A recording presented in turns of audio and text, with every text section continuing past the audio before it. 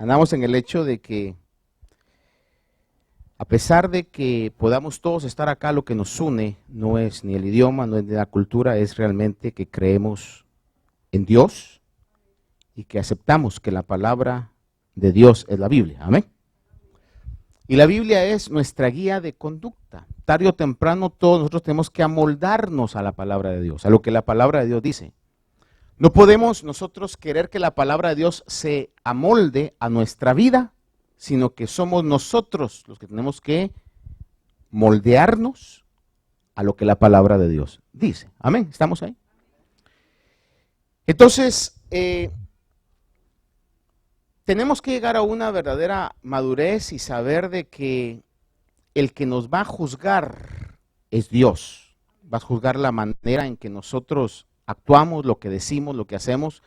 Y parte de la manera como Dios nos está juzgando es a través de que nos redarguye por medio de la palabra de Dios las cosas que nosotros hacemos que no están de acuerdo con la palabra de Dios.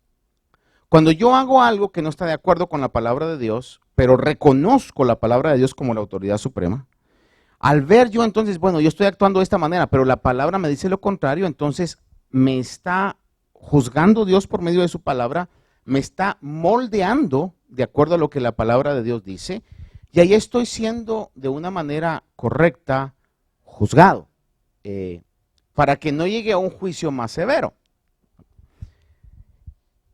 Entonces, al final también va a haber un juicio donde Dios va a juzgar lo que no se conoce, las razones por las cuales se hacen las cosas que se hacen o se hicieron las cosas que se hacen, y tenemos que llegar a la conclusión de que el que juzga, al final, el que es la máxima autoridad, es Dios. Dios es el que va a juzgar. Estamos en eso, ¿verdad? Entonces nosotros no debemos juzgarnos, en este caso, unos a otros, sino lo que tenemos que tratar es de edificarnos unos a otros. Ahora, eso es lo que el pasaje está diciendo y usa elementos que en ese tiempo eran muy conflictivos, como el caso de que quienes comían carne, quienes no comían carne, por el hecho de que esa carne estaba siendo ofrecida a los ídolos. Entonces algunos decían, comió carne y eso es pecado, y otros decían, no, para mí no es pecado porque, como Pablo decía, un ídolo nada es, entonces está más barata y está buena, pues yo la compré. Y fíjese que ese era el punto, que la carne sacrificada a los ídolos era de un precio más bajo. Entonces la compraban, pero para algunos era eso una situación de escándalo. Entonces decían, pero ¿cómo puede ser que dice que es cristiano y está comiendo carne que se ha sacrificado a los ídolos? Entonces había un conflicto entre aquellos que tenían una conciencia madura, fuerte, y otros que tenían una conciencia débil. Entonces lo que Pablo escribe es, todo el rollo de este capítulo es, tú que eres fuerte, utiliza tu libertad con una responsabilidad de edificar a aquel que no lo es. No vengas y no desprecies y digas, ustedes porque no han llegado a la madurez espiritual que yo tengo, por eso se escandalizan de eso, entonces yo voy a seguir comiendo carne y a mí qué me importan todos ustedes. Al grado que en 1 Corintios habla y él mismo da el ejemplo y él dice, si el comer carne es ocasión de que mi hermano peque o se escandalice, entonces dice Pablo, él se pone como ejemplo, entonces no comeré carne jamás. A ese punto llega, pues, ¿verdad? ¿Qué era lo que lo motivaba? El amor y la edificación. Porque si no tenemos ese amor real en nuestras vidas, entonces podremos nosotros ser muy egoístas. Y recuérdese usted de que el que es egoísta, voy a pensar que si yo soy egoísta, en cierto sentido puede ser una reacción de que realmente lo que soy es idólatra. Y que lo único que quiero es complacerme a mí mismo y yo me convierto en mi propio Dios. Pero si yo busco el beneficio de otros por encima de mi beneficio, estoy de acuerdo a lo que la palabra de Dios me enseña. Recuérdese que uno de los requisitos para genuinamente seguir a Jesús es si alguno quiere seguir en pos de mí, niéguese a sí mismo. Muera al yo. Y es difícil, no le voy a decir yo que es fácil, es difícil, es una batalla diaria en ese sentido. Entonces, hoy día, pues obviamente, como yo le decía el viernes pasado, los conflictos a veces no son de que si como carne o no como carne, pero pueden ser variedad de conflictos que pueden suscitar esas situaciones. Por ejemplo, alguien que diga, ver un partido de fútbol es pecado, ver una película, ir al cine, tantas cosas que en algún momento pueden causar conflicto en otras personas. Y otros pueden decir, no, si eso no es dañino, al contrario, estoy haciendo deporte o me estoy distrayendo, estoy yendo con mi familia, etcétera.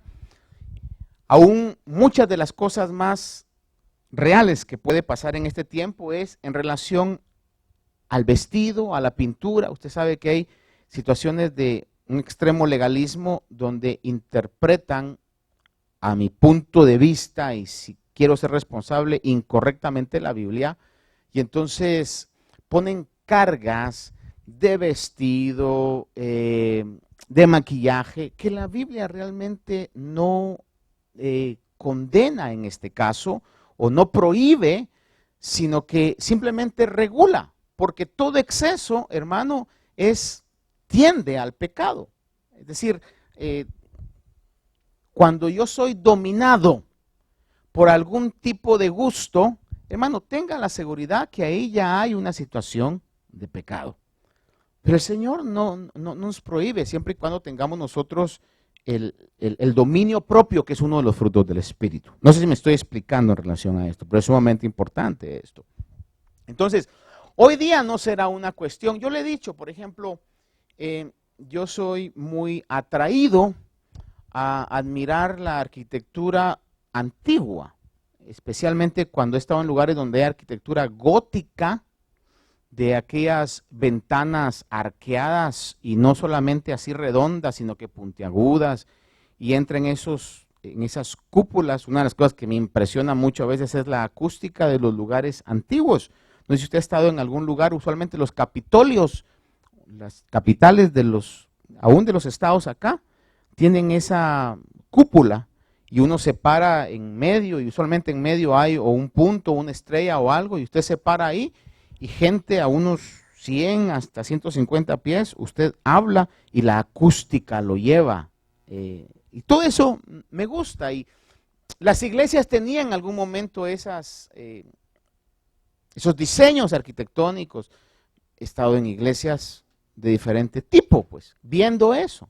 Entonces, si alguien me ve y dice, uy, se metió a esa iglesia, hasta en una mezquita ha estado, hermano. ¿Verdad? Se metió ahí. Hermano, ¿pecó? No, para mí no. Si Dios no habita en templos hechos de manos de hombres, o sea, es un edificio, nada más estoy viendo la arquitectura. Pero para alguien puede ser ocasión de escándalo. Entonces, si para idolatría, exacto, si alguien es una situación de escándalo, entonces yo lo que debo hacer es limitar mi libertad para que mi libertad no vaya a ser tropiezo para otra persona. Por ejemplo, alguien puede decir, mire pastor, a mí me gusta la música clásica, ¿cree usted que es pecado? Yo diría, no, no es pecado. Pero si alguien dice, no, porque quién sabe quién la escribió, bueno, óigala usted cuando no esté el hermano al que le es pecado. Y usted me dirá, eso suena como a hipocresía. No, fíjese que la Biblia lo dice así. La Biblia lo dice así, ¿verdad? ¿Por qué? Porque lo que estamos tratando es de edificarnos en la diferente madurez espiritual que tengamos de lo que realmente no es pecado. Es como, por ejemplo, fíjese que usted le decía a sus hijos algo. Por ejemplo, usted le dice a sus hijos, no hay que jugar con fuego, ¿verdad? Porque es peligroso.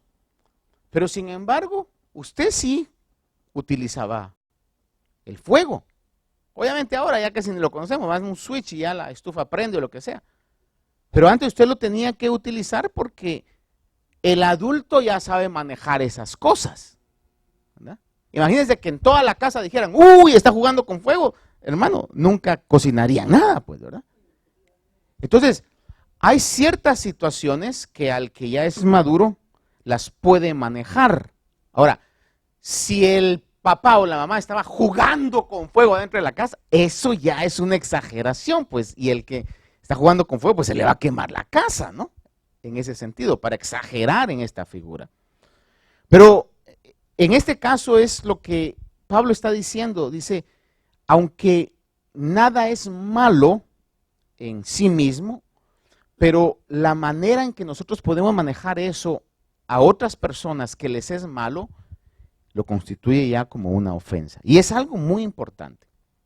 Entonces yo quiero que retomemos un poquito acá en el versículo, déjeme decirle acá, los conflictos son reales y hay un enfoque directo sobre lo que leímos que dice que nosotros somos del Señor. Si nosotros somos del Señor, ya no vivimos para nosotros mismos. ¿Cuántos dicen amén a eso? Digo, la muerte del yo, la muerte del ego. Si somos del Señor, ya no tenemos que vivir solamente para nosotros mismos. Primera de Corintios 6:20 dice, pues por precio habéis sido comprados. ¿Cuántos dicen amén a eso? Por precio habéis sido comprados. Por tanto, glorificad a Dios en vuestro cuerpo y en vuestro espíritu, los cuales son de Dios. Definamos algo que la Biblia define entonces. Nos compraron.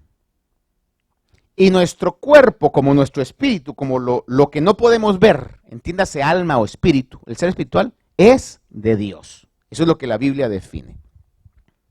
En el 10:31 de 1 Corintios dice, entonces ya sea que comáis, que bebáis, o que hagáis cualquier otra cosa, dice, hacedlo todo para la gloria de Dios. Haga de cuenta que usted va a ir a un estadio. El otro día un hermano acá me texteaba y me decía, tengo 2 tickets para ir a ver a los Yankees. Lamentablemente no pude ir, ¿verdad? Pero ya le dije yo, I take a rain check, ¿verdad? Para la próxima. Pero haga de cuenta que usted va al estadio a ver un partido de béisbol, de fútbol o de básquetbol. ¿Es pecado a mi punto de vista? No. Tiene que estar, pero sin disfrutar, pastor. No, entonces ¿para qué va? Mejor no vaya. ¿Verdad? Pero haga de cuenta de que, por ejemplo, le tocó sentarse con un rival de equipo. Y de repente, entonces, usted está en el estadio, Cristiano está ahí, y de repente echaron un gol, hicieron una carrera, echaron un jonrón, y el otro celebra, y usted, desventurado, y lo agarra. Tal es el fanatismo. Quizá usted puede decir, voy al estadio para la gloria de Dios. Fíjese, todo lo que hagáis, hacedlo para la gloria de Dios. Y usted dice, voy al estadio con mi familia para la gloria de Dios, ¿verdad? Para tener este buen tiempo de calidad ahí. Pero cuando sucede eso, se está agarrando, está en insultos. Le pregunto, ¿está glorificando a Dios ahí? Entonces, cuando yo tengo en mi mente eso, todo lo que voy a hacer, lo voy a hacer para la gloria de Dios, eso es como un regulador para mi vida. Voy a comportarme de una manera digna de lo que soy. Voy a actuar sabiendo que todas mis acciones van a reflejar lo que realmente soy. Porque ya no soy de mí mismo, sino que todo lo que haga es para la gloria de Dios. Y le decía el viernes pasado, aquello que nos decían las mamás o los papás, cuando nos dejaban ir a alguna reunión solos y que nos decían, tipo consejo, entre comillas, amenaza, se porta bien, no me vaya a dejar en qué. Yo le decía, pues si ellos no iban a estar ahí, ¿por qué iban a estar en vergüenza a ellos? Porque nosotros éramos una extensión de ellos. Haga de cuenta que Dios nos dice hoy, se portan bien, no me vayan a poner en vergüenza. ¿Y cuánta vergüenza realmente hemos hecho pasar a Dios, verdad? Fíjese que el otro día, porque llamaba a una persona, creo que por medio del programa de televisión Otoy me dejaba me dejó un mensaje y luego yo le llamé de vuelta y me decía ella, pastor me recomienda una iglesia por tal lugar y me dijo, porque fíjese que no he encontrado ninguna, mire, todos andan detrás del dinero, me decía. Y me decía el área por donde estaba, ¿verdad? Y esto y lo otro. Entonces le decía, mira hermanita, yo con mucha pena, así como con vergüenza ajena, pues, ¿verdad? Pero hay muchos hermanos que vienen desde ahí por la misma situación, le digo yo. Entonces la verdad es que yo le vaya a recomendar, porque si estoy recomendando, después me va a decir, usted me la recomendó. ¿Verdad? Entonces lo que le decía es, mire, por ahí hay una reunión, un discipulado, y lo que sí le ofrezco es que le voy a enviar la información, le digo, ¿verdad? Pero a veces con un montón de actitudes ponemos en vergüenza lo que realmente nosotros somos. Pero debiéramos hacer todo para la gloria de Dios. Fácil de recordar, ¿verdad? Mañana voy a vivir y usted va a vivir para la gloria de Dios. Va a ir a un lugar de vacaciones para la gloria de Dios. Se va a comprar un carro nuevo para la gloria de Dios. Y todo eso, hermano, regula nuestra vida. Pero si yo vengo y digo, no, esto yo lo voy a hacer porque me lo he ganado con mi dinero, con mi plata, con mi esfuerzo. Entonces ya no vive usted para Dios. Estoy viviendo para mí mismo. Estoy desregulado. Y le voy a decir, y no hay tal de vivir para mí mismo. O vivimos para Dios, o vivimos bajo el dominio del enemigo. Esa es la gran realidad que pasa. Pero cuando nosotros vivimos para Dios, Dios siempre nos va a dar cosas buenas, porque toda buena dádiva y don perfecto proviene de Dios. Romanos 6:22 dice, pero ahora habiendo sido libertados del pecado, Romanos 6:22, pero ahora habiendo sido libertados del pecado y hechos siervos de Dios, tenéis por vuestro fruto la santificación y como resultado la vida eterna. Todos aquellos que han sido lavados de sus pecados con la sangre de Cristo son hechos siervos de Dios. Ese término en algún momento lo aplican nada más para aquellos que están detrás de un púlpito y utilizando un micrófono. Dice, el siervo de Dios, la sierva de Dios. No, hermano, la Biblia dice que todos aquellos que han sido santificados o regenerados han sido hechos siervos y siervas de Dios. Voltéese a alguien y dígale, ¿qué tal siervo de Dios? Dígale, oye, ¿qué tal siervo de Dios? ¿Verdad? Porque a veces pensamos de que solo el siervo de Dios, la sierva, es lo que la Biblia dice. Entonces, que de hecho el adjetivo siervo es sirviente. No se crea mucho ahorita, que no sirve. Es sirviente. Entonces, eso es. Y realmente, fíjese que la palabra griega que se utiliza para siervo es la palabra doulos, que realmente si somos fieles o fuéramos fieles en la traducción, y no la tradujeron en la mayoría de Biblias de esa manera porque causaba un conflicto social, pero la doulos lo que quiere decir es esclavo.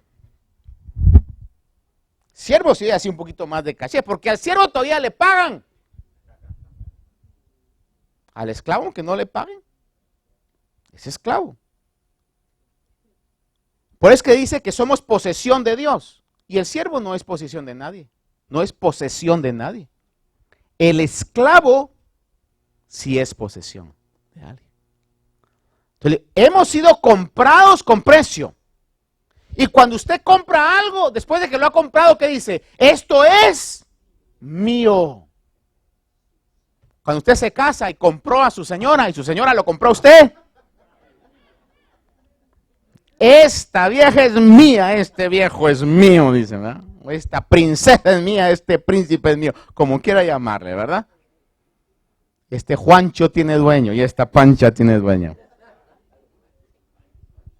Comprado. Y dígame usted si no se compra realmente. Uno da su vida, pues, ¿verdad? Cuando hay un compromiso total, da su vida. De hecho, la Biblia marca y dice que ya no serán dos, será una sola carne. Es la realidad. Ahora, entonces en ese sentido es que pertenecemos a Dios.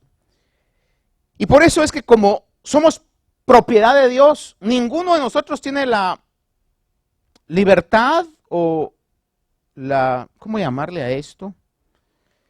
Ninguno de nosotros podemos juzgarnos a los otros, porque ninguno de nosotros es dueño de nadie. ¿Ha oído usted a líderes o pastores que dicen, mis ovejas?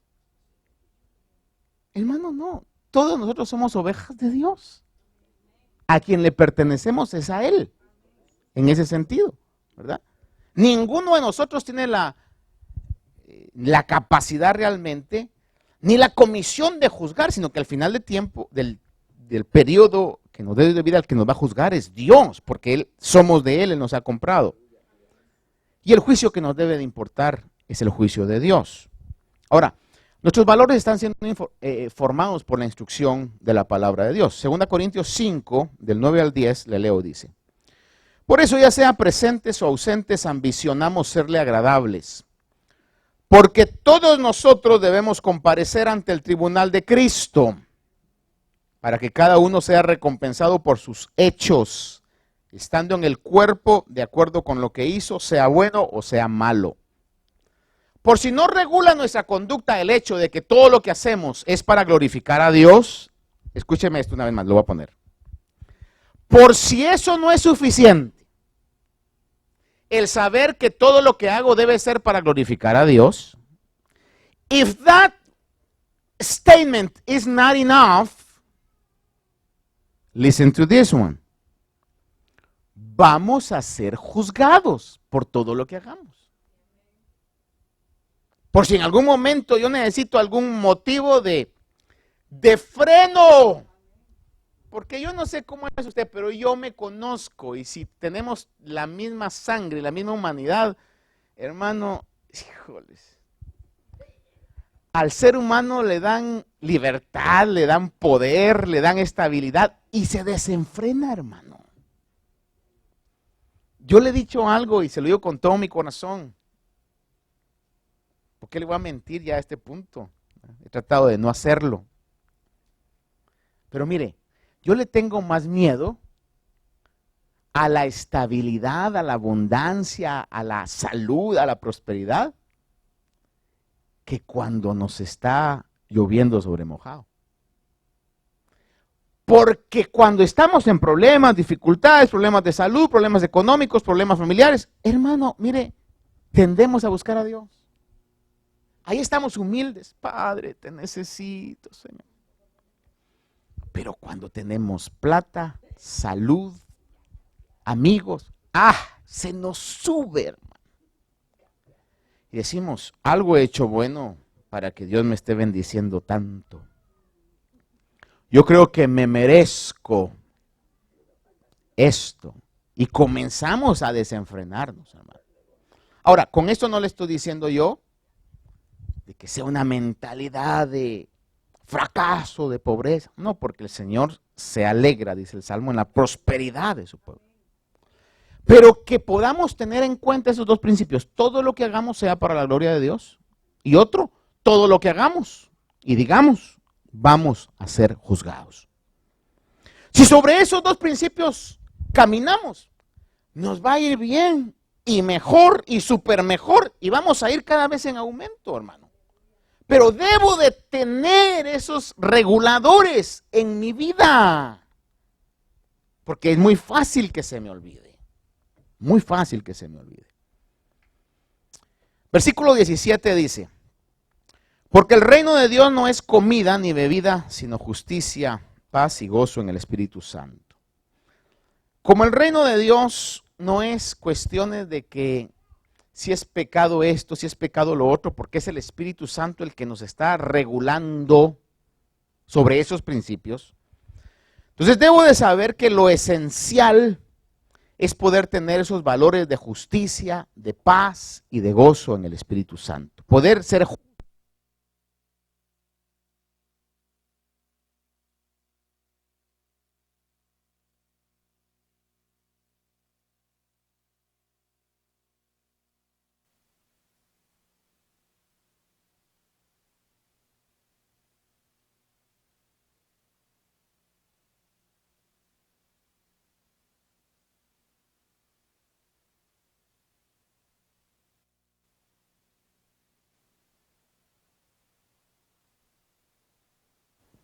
1, gracias.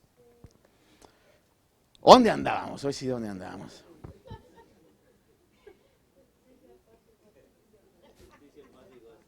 Algo bueno el Señor nos quiere enseñar hoy, fíjese.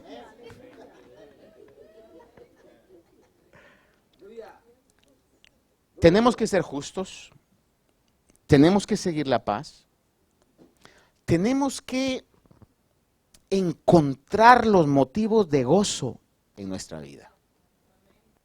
Amados hermanos, yo no sé usted, permítame hablar de mí mismo, y cuando yo hablo de mí mismo soy cruel, después me pido perdón. Pero somos tan mal agradecidos. Cada vez queremos más. Tenemos quizás hasta de sobra, pero andamos pensando cómo querer más, hermano. Así somos nosotros. Y a veces porque no tenemos lo que quisiéramos tener, pero no lo necesitamos, nos frustramos.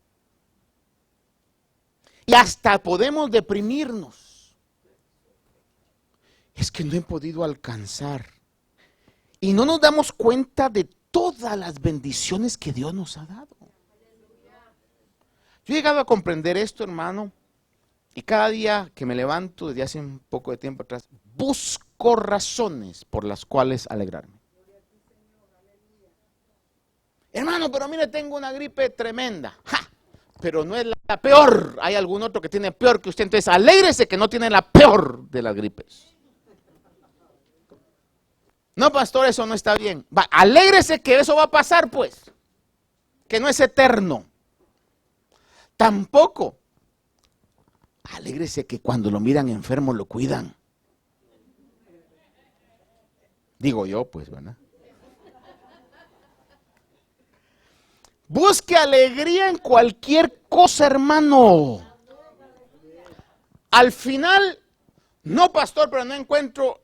Hermano, alégrese que si de esa gripe se muere, no se va al infierno, se va al cielo.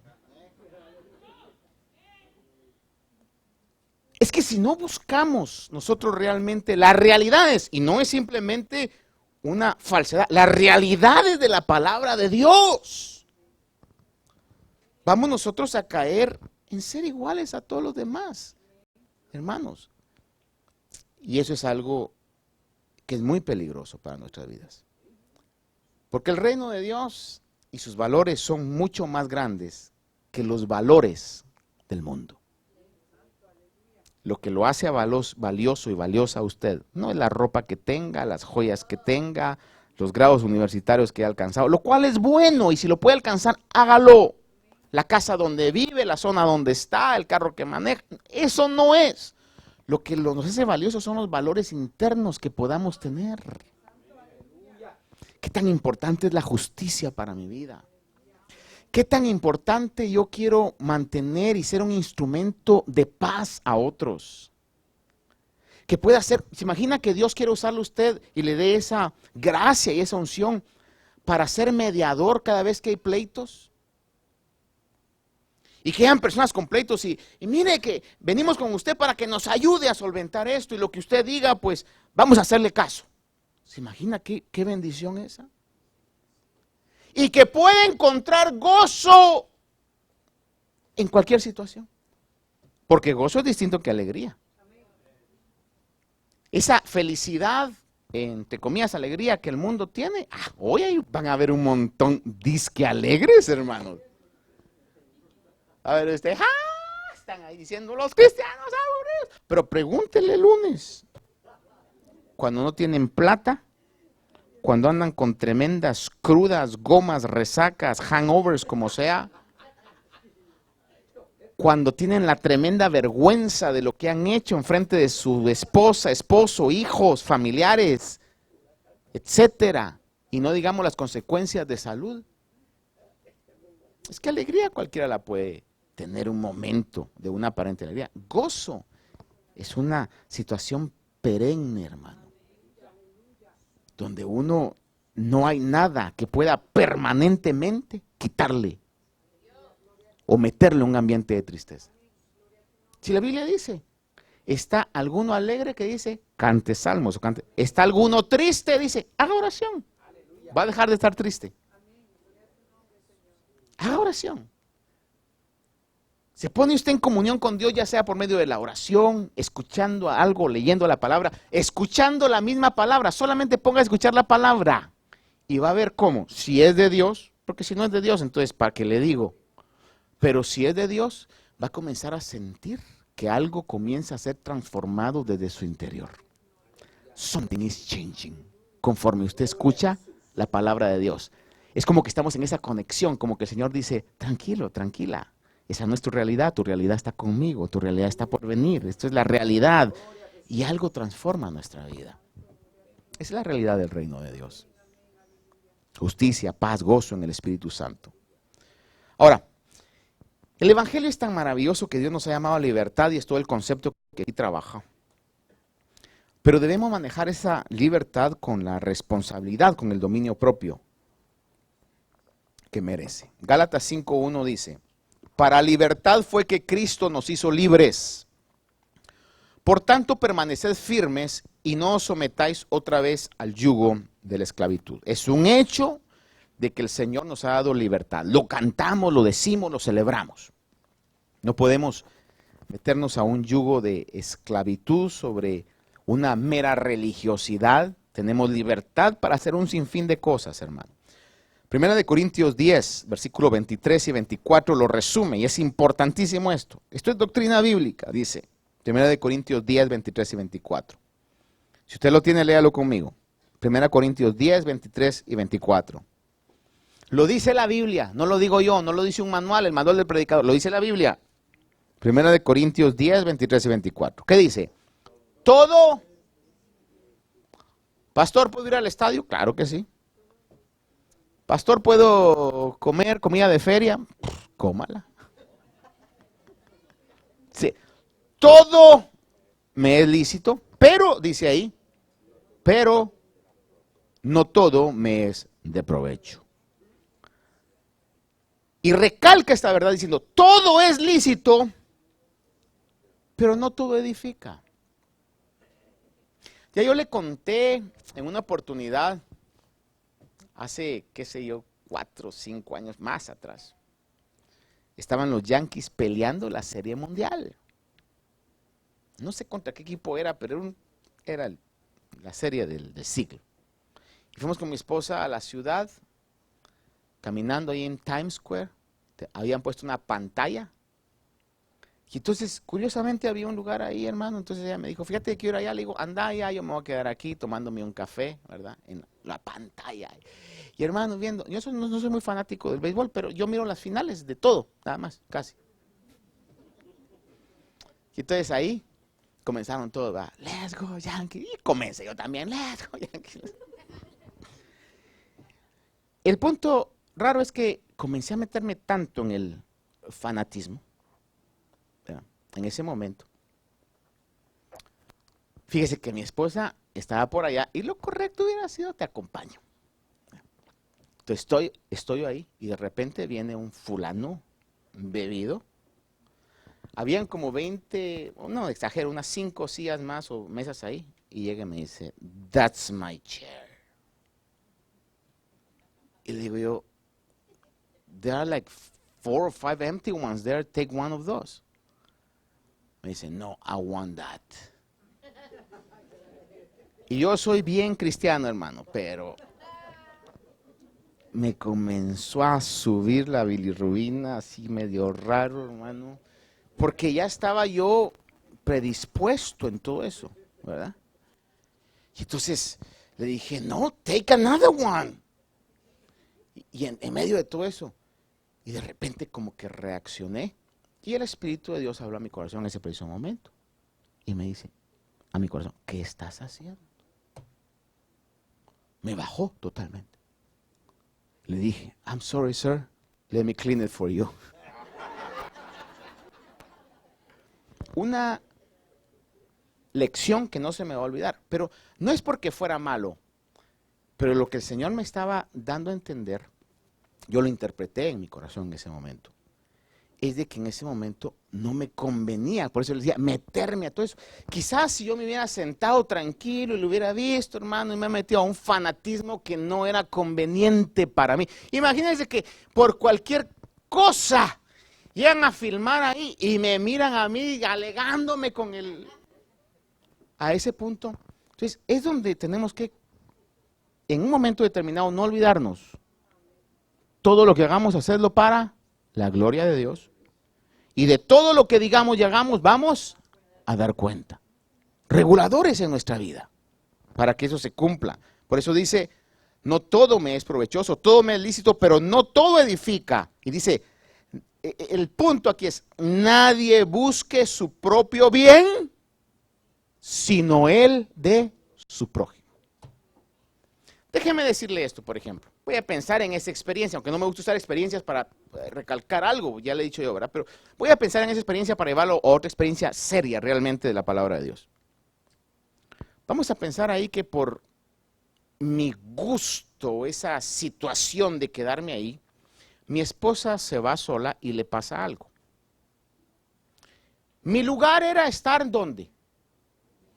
Con ella. Podemos acribillar a las mujeres. Por culpa de ustedes estamos como estamos. Porque la serpiente, ustedes que las engañó, se la engatusó y les habló bonito y ahí cayó Eva. El punto es, ¿por qué la dejó sola Adán?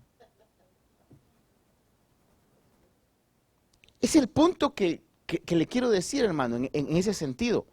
Hay cosas que tenemos que tener la ayuda del Señor para que realmente podamos hacer lo que nos conviene, lo que es lícito, el papel que tenemos que jugar en ese preciso momento. Por eso es que el apóstol dice aquí, todo es lícito, pero no todo es de provecho. Todo es lícito, pero no todo edifica. Y dice, nadie busque su propio bien, sino él de su prójimo. Han habido situaciones en donde a mí me han dicho, por ejemplo, palabras que puedo utilizar, cuestiones que pueda decir, y que quizá para mí no son malas, pero si yo quiero buscar el bien del prójimo, en algún momento tendré que decir, ay, disculpe, se me fue, ¿verdad? O no lo quise decir. Aunque realmente no haya sido que se me haya ido, sino que para mí no es malo. Pero con tal de buscar el beneficio de la otra persona, a veces nosotros tenemos que bajarnos. ¿Por qué? Porque estamos buscando el beneficio de la otra persona. Mire, tan importante es esto, que el apóstol Pablo, usted sabe quién fue el apóstol Pablo, predicando en todos los lugares, y de repente cuando estaba encarcelado, llegan y le dicen, Pablo, mira, hay un montón que se han levantado ahora usurpando tu lugar. Y no lo hacen porque realmente amen a Cristo, sino que están predicando porque como estás en la cárcel, entonces ellos están aprovechando que estás encarcelado y están predicando donde tú predicabas y hasta están hablando de ti y están autolevantándose. Tal era la madurez de Pablo, que Pablo no llegó y le dijo, miren, vayan y cállenlos y ustedes defiéndanme, ¿verdad? Y ustedes tomen el papel ahorita y cállenle. No, él dijo, ¿y qué están predicando? Pues están predicando el evangelio. Le dice, déjenlos. Ya sea que por envidia, ya sea que por otros deseos, de lo que yo me alegro es que Cristo está siendo glorificado. Entonces lo que buscaba era que el nombre del Señor fuera glorificado. Pero nosotros a veces, hermano, porque fulano, mengano, dicen que dijo algo de nosotros. Hijo de la mano. Ahí ya se hizo la tercera guerra mundial espiritual, hermano. Eso. Lo que tenemos que buscar es la edificación mutua, aunque nosotros realmente tengamos que morir a nosotros mismos. Por eso es que el amor es el cumplimiento de la ley. Déjeme terminarle con esto nada más. Amados hermanos, estamos siendo examinados por el mundo. La Biblia dice que somos cartas abiertas al mundo. Por eso le repito, lo que quizás hoy quería interrumpir el enemigo que asentara. Dos cosas, llévese usted ese mensaje. Una es todo lo que hagamos para la gloria de Dios. Y segundo, de todo lo que hagamos vamos a dar cuenta. Somos cartas abiertas para el mundo. Fíjese que el versículo 18 y 19 dice, porque el que de esta manera sirve a Cristo es aceptable a Dios y aprobado por los hombres. Ve esa frase muy importante. Porque yo he conocido personas que dicen, mire, a mí con que Dios se agrade, a mí qué me importa lo que la gente pueda pensar. ¿Nunca ha escuchado usted algo parecido? Con que Dios se agrade, a mí qué me importa lo que la gente pueda pensar. Y eso es demasiado amplio en el concepto, porque muchas veces el mal testimonio, las malas conductas, no son justificables, porque no van de acuerdo a lo que realmente nosotros somos. Por eso dice aquí la Biblia que si servimos buscando la justicia, buscando la paz, manteniendo el gozo, el que sirve de esta manera dice que es aceptable a Dios y aprobado por los hombres. Así que procuremos lo que contribuye a la paz y a la edificación mutua. Juan 13:35 dice, en esto conocerán todos que sois mis discípulos, si os tenéis amor los unos a los otros. Filipenses 2:15 dice, para que seáis irreprensibles y sencillos, hijos de Dios, sin tacha, oiga esto, hijos de Dios sin tacha, en medio de una generación torcida y perversa, en medio de la cual resplandecéis como luminares en el mundo. Cuando dice una generación torcida y perversa, está diciendo una generación que está en tinieblas. Y cuando las tinieblas son densas, cuando las tinieblas realmente son negras, la luz brilla más. Y hoy en este tiempo, el mundo se está haciendo cada vez más oscuro. Así que nuestra luz hoy, si realmente vivimos de acuerdo a la palabra de Dios, nuestra luz se va a notar más y más. Otro día me compartía un hermano algo que le había pasado con una situación en su trabajo y la manera en que reaccionaba, dice que le decían que no entendían por qué reaccionaba de esa manera, tan tranquilo a lo que le habían hecho. Hermano, nuestras acciones, nuestras actitudes hoy día se van a notar más y más. Por eso cuidemos lo que nosotros estamos haciendo. Porque nuestra vida puede ser un instrumento poderoso para alcanzar